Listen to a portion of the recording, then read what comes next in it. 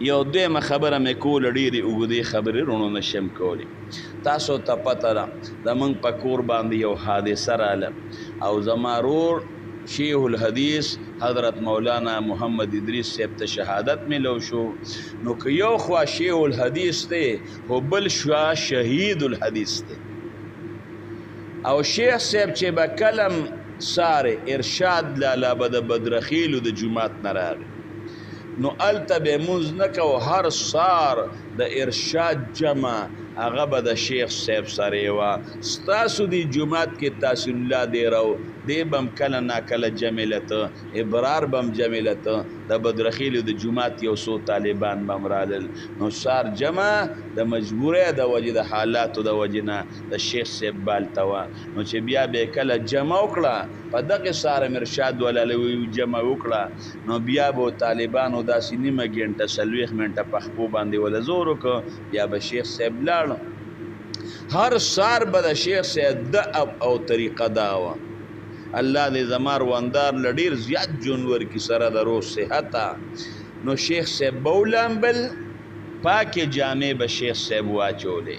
او ځان سره به د کور نه بخاري واغېشت ترمیزي به یې واغېشته ځکه دا محدثین ځان سره اکثر په هغې کتابونو باندې څه نکتې لیکلي هغه به یې ځان سره واغېشتل او ګاډي کې چې به شیخ صاحب ناست نو شیخ صاحب به ذکر کو شیر عالم نه تپوس وکړې دا د شیخ صاحب طریقه وه هر سال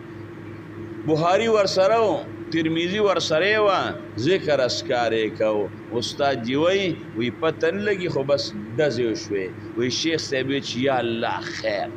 بس یا الله خیر وي زما په اوږه باندې سر کېښود وینې ترې روانې شوې او الله نه دی کړولی شهادت هم الله په اسانه ورکه عثمانزو مدرسې پورې نه دی رسېدلی چې شیخ صاحب سا ورکړی و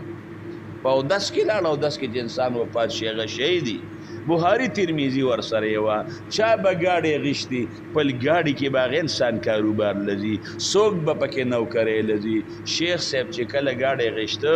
یوسف احمده ګاډی به الله پاک راله راکړي زموږ تاسو ته پته والد صاحب سره مې شکر دی دومره پیسې وې چې ګاډی پې کېده الحمدلله دلته چې د ځمکې مدنو یا د شورګرې نه والد صاحب له به راته د هغه د وفات نه په شیخ صاحب سره نو وی په دې نیت باندې چې زه په ګاډي کې درس لزم د بخاري دلته هم درس له او بیا حقانیت هم شیخ صاحب په هغې کې به درس لته الله د انسان د وفات دپاره یو نیټه مقرر کړې ده لا یستقدمون ساعة ولا یستخرون نه د هغې نه مخکې کېدل شته او نه د هغې نه وروسته کېدل شته که ډېر هم یو انسان وی یاره که دا چل شو نو بیا به بد شو که دا شو دا بد شو نه نه نه هر قسم حربې چې موږ استعمال کړی وې بچ کېدل بالکل نو الله دغه وخت مقرر کړ رب العالمین هم دغه وخت د هغه دپاره شیخ صاحب دپاره مقرر کړی و خو د نن 19 کاله مخکې ما ته شیخ صاحب یوسف احمده چې کله زه وفات شمه نو په ما باندې به جړا نه کوې ګورې ځکه په حدیثو کې د جړا نه منه راغلی ده ان المیت لیعذب ببکاء اهله چې په مړي باندې څوک جاړي نو هغه ته په هغې باندې دغه میلاویږي سزا میلاویږي هغې مړي ته چې هغه وایي ما په جړا باندې خشته کې نور ولا تزر وازره وزر اخرى د یو ګناه الله په بل باندې نه بار کوي نو شیخ صاحب په ما باندې به ګورې چې مړ شم نو په ما باندې به جړا نه کوې بل په ما باندې نمایش مه کوې دا سپیکرو کې ګرځېدل را ګرځېدلي نمایش په ما باندې نه کوې بس زر مې خښ کې هر څومره کسان شي نو دا 3 ورځې غیر اختیاري زما د سترګو نه به مخکې بېدلي زما د رور د پیاز احمد د سترګو نه به مخکې بېدلي زما د رویرون د سترګو نه به مخکې بېدلي زما احمد زوی د کوټې نه راووته او لکه د مار په شانتې تاوېده بابا په بازار خو چا ډزې وکړې ګاډي پسې ورمنډه کړې ګاډی نه سټاټېده دې شپې بیا زه چا سره په موټر سایکل باندې چې کوم دی سور شوم او دی لکه د مار چې دغه شي او تاویږي خیر هر څه چې لاړو چې څه د الله له طرف نه مقرر و هغه شوه خو غیر اختیاري زموږ د سترګو نه اوښکې بېدلې دي الله رې په هغې باندې زموږ مواخذه نه کوي د دواړو جهانو د سردار مبارک بچی وه حضرت زینب رضی الله عنها او د هغې ماشوم بچی هغه بچی چې وفات کېده نو چې بچی بیماري نو چې پلار راشي نو یو پوچې په اسانه شي. نو رسول الله مبارک پسې سوال جواب ولېږه چې بابا تراشه او زما بچې د زنکدن په تکلیف کې دی. رسول الله مبارک پته وی بچې صبر کوه، بس صبر کوه، الله درکړی دی، الله به درنوالي، او بچې صبر کوه. ان لله ما اخذ وله ما اعطى وكل عنده باجل مسمى. هغې ورپسې بیا سوال جواب راولېږه، وایي چې قسم درله در کوم چې راشه د دواړو جهانو سردار مبارک ورغی. چې ورغې نو هغه نوسې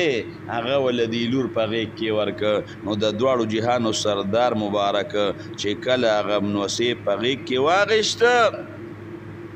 د پاک پیغمبر مبارک د سترګو مبارکو نه اوښکې روانې شوې،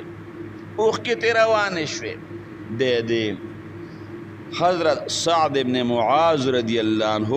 هغه د دواړو جهانو سردار مبارک ته فرمایي ما هذا یا رسول الله، د الله رسوله د جړا نه خو ته منع کې او ستاسو د سترګو نه خو اوښکې روانې شوې، ستاسو د سترګو نه اوښکې روانې شوې. پاک پیغمبر مبارک او فرمایل رسول الله صحابه هم ورته وی یا رسول الله په بکا نبی سلام فلما را القوم بکا النبی سلام، نو بکا و صحابه هم وجړل. فقال الا تسمعون ان الله لا يعذب بدمع العين او ولا بحزن القلب ولكن يعذب بهذا واشار الى لسانه. د سترګو نه چې اوښکې بیږي په دې باندې الله پاک انسان له سزا نه ورکوي. زړه چې غمجن شي په دې باندې الله پاک انسان له سزا نه ورکوي. چې کله د انسان په خولې باندې ګډې وډې وي الله زه دې لیدې ما، الله په ما باندې غم راغی، الله ما نه دې زوی واغېسته، نو په دغې خبرو باندې الله په خفه کېږي، په دغې الله خفه کېږي. د دواړو جهانو سردار مبارک د سعد ابن عباده رضی الله عنه بیمارو، نو د هغه تپوس د رسول الله مبارک ورغی. چې ورغی نو هغه بېهوش و. نو پاک پیغمبر مبارک وفرمیل قد قبضه، ولې وفات شوی دی څه خور یې ورته نه بېهوشي پرې راغلې ده. ففازت عیناهو، د دواړو جهانو سردار مبارک چې سعد په بېهوشۍ کې ولیده ویې ژړل. پاک پیغمبر مبارک رسول الله مبارک او جړل، او هغې وخت کې رسول الله مبارک ویلی دي، بل زیم کې ویلی دي د دواړو جهانو سردار مبارک وی هذه رحمت، یعنی دا اثر د رحمت دی، جعل الله فی قلوب عباده، دا الله د دې خپلو بندګانو په زړونو کې رحمت پیدا کړی. کله کې رحمت نه وي د سترګو نه به اوښکه نه بیده، خامخا چې ړه کې رحمت وي د سترګو نه اوښکې بیږي. ام الفضل دا د رسول الله مبارک ته چې حضرت حسین رضی الله عنه کله پیدا شو اوږده واقعه ده. نو د دواړو جهانو سردار مبارک لی حسین رضی الله عنه چې پیدا شو رویړ د غېږ کې ورته کېښود. رسول الله مبارک ته دا نوسي ډېر زیات ګران، ډېر زیات ورته ګران. چې کله به د دواړو جهانو سردار مبارک په سجده و نو حسن او حسین به ورته په اوږو باندې سواره شو. نو چې تر څو پورې به دوی نو کوشوې پاک پیغمبر مبارک به د سجدې نه سر نه اوچته و چې هسې نه حسین یا حسن ما د ملا نفروز یو خوب نه شي. په مانځه کې به له دې خپو کې ورننوتل، رسول الله مبارک به تخفیق ولو کړې هسې نه چې خپو کې مې خوب نه شي. نو چې کله حسین رضی الله عنه یې ورله په غېږ کې ورکه نو هغه وایي نظر مې بل خوا واوړېده، نظر مې راو ګرځاو. نو د دواړو جهانو سردار مبارک جړل. وی ما وتی د الله رسوله ولې جاړې؟ وی ما له او جبریل امین سره خوره راوړه چې کوم ځای کې به حسین شهید کېږي د هغې ځای خاوره یې راوړه سره، او وی راته وی چې ستا امت به ستا د انوسې شهید کوي. وی ما وی زما د انوسې به شهید کوي. نو د دواړو جهانو د سردار مبارک ته چې د خپل وسی د شهادت او د شهید کولو پیشنګوشي ملو شوه چې یاره دا به شهید کېږي، د دواړو جهانو سردار مبارک سترګو اوښکې به یې ولیدې که نه دي به یې د زینب بچی چې وفات شو په غېږ کې سترګې اوښکې به یې ولیدې که نه دي به یې ولې. چې کله سعد ابن عباده رضی الله عنه بیمار و سترګې اوښکې به یې ولیدې که نه دي به یې ولې. د پاک پیغمبر مبارک رضاعي ورور عثمان ابن مسعود رضی الله عنه چې کله رسول الله مبارک هجرت وکړ مدینه منورې ته نو لومبي صحابي چې د هجرت نه پس وفات شو عثمان ابن مظعون رضی الله عنه د دواړو جهانو سردار مبارک دومره وجړل د پاک پیغمبر مبارک د دې ګیرو نه هغه اوښکې وبهېدې او د عثمان ابن مظعون په مخ باندې ور پرېوتې او فقبله عثمان ابن مظعون د مرګ نه پس ښکل د دې نه معلومه شوه د مړي هغه تقبیل او هغه ښکلوم دام جایز دی دا د دواړو جهانو سردار مبارک هغه